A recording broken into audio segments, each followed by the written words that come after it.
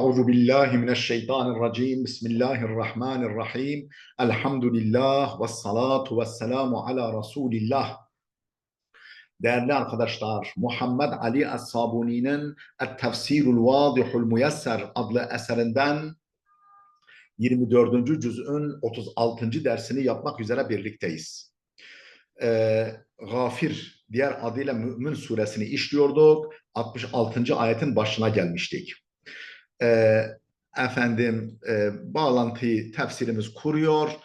Oradan okumaya devam edelim. Değerli dostlar, eğer bu ve benzeri çok sayıdaki derslerimizi beğeniyorsanız sizden önemli ricam bizim YouTube kanalımıza ciddi olarak manen sahip çıkın, destek verin, sosyal medya platformlarınızda paylaşın bu videolarımızı. Böylece milyonlarca insanımıza Kur'an-ı Kerim'in bu güzel açıklaması, bu güvenilir tefsiri ulaşabilsin.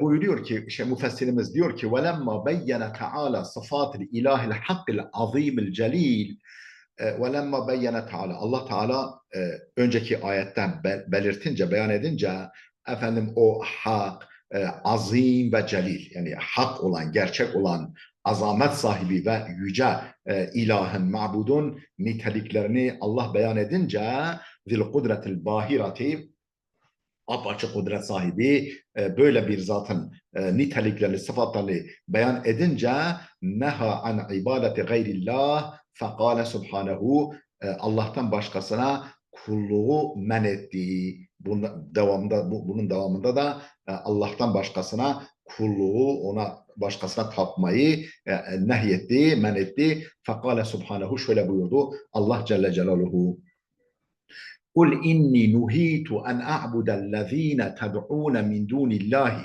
لما جاءني البينات من ربي وأمرت أن أسلم لرب العالمين. Kul, de ki, ya Muhammed, de ki, inni nuhitu en a'buda, ben ibadet etmekten men edildim. İbadet etmek kime?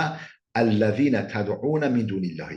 Allah'tan başka Tanrı tanıyıp yalvardığınız, kulluk ettiğiniz nesnelere tapınmaktan, kulluk etmekten ben men edildim. Böyle bir şey bana yasaklandı. Böyle bir şey benim için söz konusu değil. Ne zaman? Lemma ca'enil beyinatu min Rabbi, Rabbimden bunca apaçık ayet, apaçık mucizeler, apaçık deliller geldikten sonra, gelince sizin beni davet ettiğiniz, çağırdığınız Allah'tan başka nesnelere tapınmaktan men edildim. Böyle bir şey benim için söz konusu değil. Ve umirtu en uslime li rabbil alemin, ve alemlerin Rabbine teslim olmam bana emredildi. Alemlerin Rabbi olan Allah'a teslimiyet bana emredildi. Tefsirini okuyoruz. Ey kul lehum, ey Muhammed, onlara de ki, inna rabbiyel azimel celile, o benim muazzam, azamet sahibi ve yüce Rabbim, nehani en a'bude hazihil alihata, şu sahte tanrılara kulluk etmeye, tapmaktan beni men etti.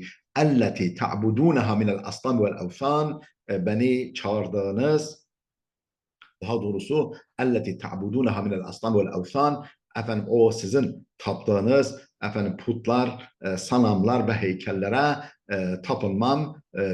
tapınmam men etti Allah Teala.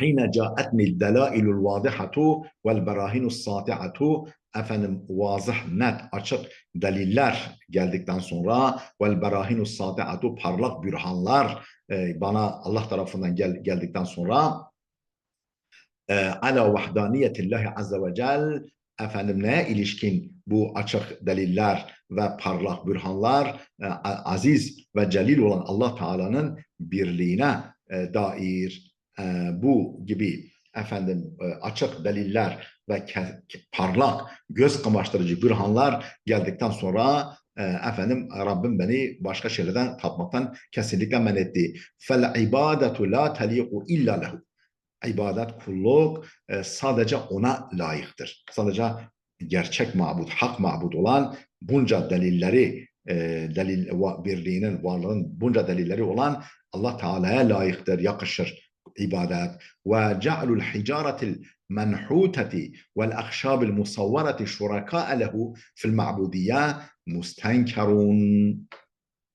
Ve ce'lul hicaretil menhuta, şu yontulmuş taşları, vel ahşabil musavvara, şu böyle heykel halinde yontulmuş, işlenmiş ağaçlara, ahşaba, ahşabı şuraka lehu fil ma'budiyye, kullukta, ibadette Allah'a ortak kılmak, bu yontulmuş taşlar, işlenmiş ağaçlar, böyle hani güya tanrı haline getirilmiş, put haline getirilmiş bu nesneleri ma'budiyette, yani kullukta, ibadette Allah Teala'ya şerik kılmak, şerik yapmak, mustenkerun inde zevil ukulis selimeti, selim, sağlıklı akıl sahipleri nezdinde çok çirkindir. Mustenkerun, çok çirkindir, çok olacak şey değildir.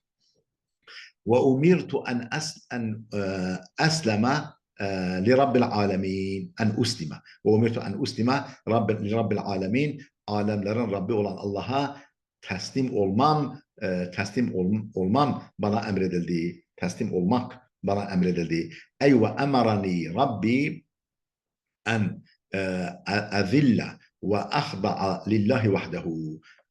Rabbim bana emretti ki ona boyun eğeyim, ona gönülden bağlanayım, ona boyun eğeyim, ona gönülden bağlanayım diye bana Rabbim emretti. Ve en uhrisa lehu dini, ve samimi bir şekilde dini hayatımı ona yönelteyim. Onu dini hayatıma samimi bir şekilde ihlasla dini hayatımın merkezine onu yerleştireyim, bana emretti bunu. فَلَا أَعْبُدَ أَحَدًا سِوَاهُ, ondan başka herhangi bir nesneye, herhangi bir varlığa ibadet etmemeyi bana emretti.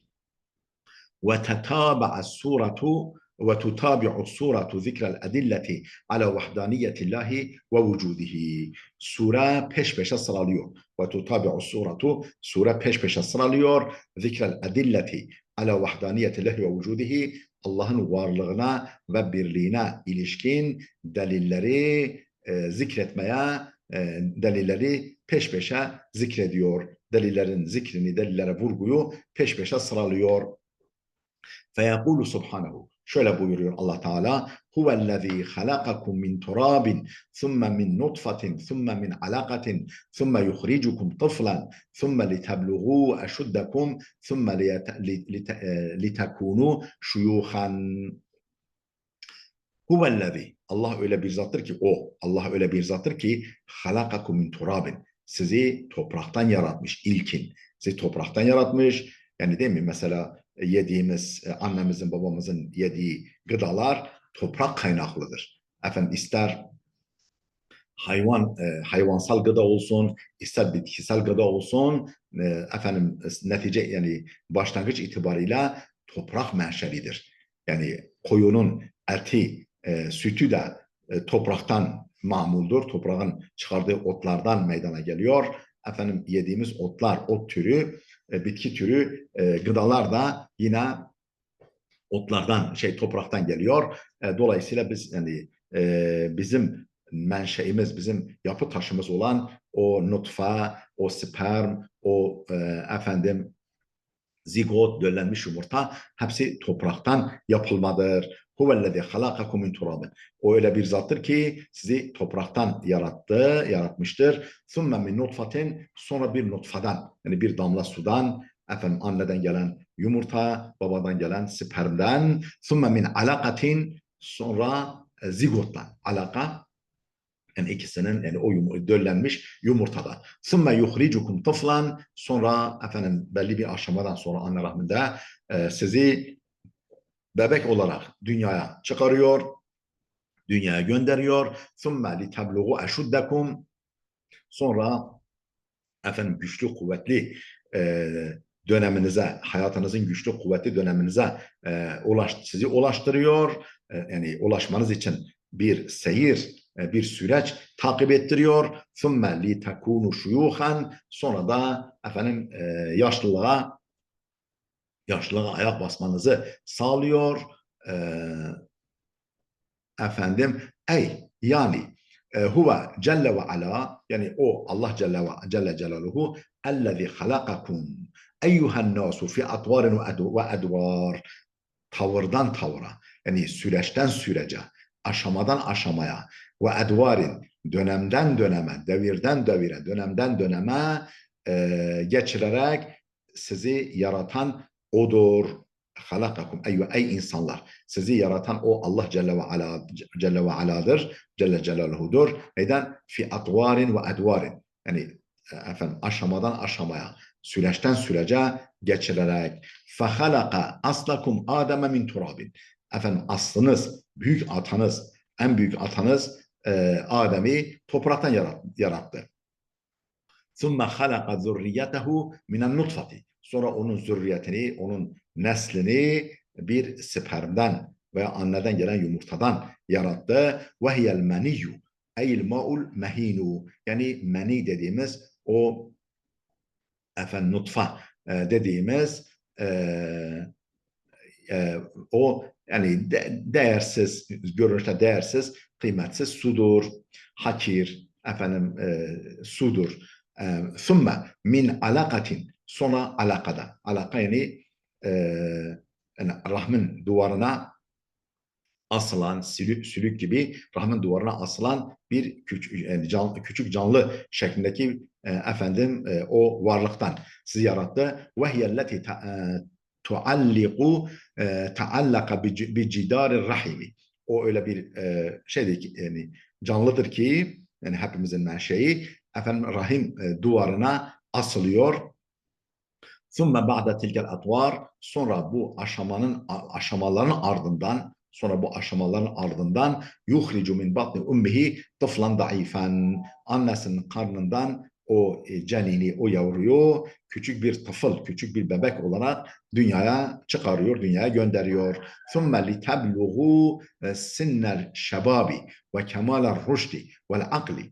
Sonra sizi efendim devam ettiriyor. لِتَبْلُغُ سِنَّ الشَّبَابِ, gençlik yaşına, ve kemal rüşdi vel akli, rüşd ve aklın zirvesine, kemaline doğru sizi adım adım ilerletiyor. ثُمَّ لِتُصْبِحُ شُيُوخًا فِي السِّنِّ الْهَرَمِ. Sonra düşkün ihtiyarlık döneminde o yaşlılık devrine sizi ulaştırıyor, erdiriyor. Ve minkum men yutevaffa min qablu. Kiminiz bu yaşlılık dönemine ermeden önce vefat ettiriliyor. Yani ömrü noktalanıyor. Ömür, memuriyet ve askerliğine son veriliyor. Ve litebluğu ecelen musemma ve leallekum ta'kilun. Bir kısmınıza da muayyen bir ömür süresine ulaşmanıza fırsat veriliyor. Ve leallekum ta'kilun. Ve bütün bunlar akıl erdiresiniz, düşünesiniz, ders çıkarasınız diye gözlerinizin önüne seriliyor. Ve minkum men yutevaffa kable sinni şeyhuhati. Yani ve minkum, sizden men öyleleri vardır ki yutevaffa, vefata mazhar ediliyor, canı alınıyor. Kable sinni şeyhuhati, yaşlılık döneminden önce. Ve li tasilu ile zamanillezi huddida umran li kulli insanin. Her insan için